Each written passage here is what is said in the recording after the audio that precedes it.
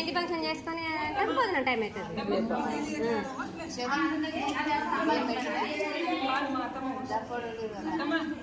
ఉన్నారమ్మా, ఎవరికైనా డౌట్ ఉంటే ఇప్పుడు అడగండి. అందరూ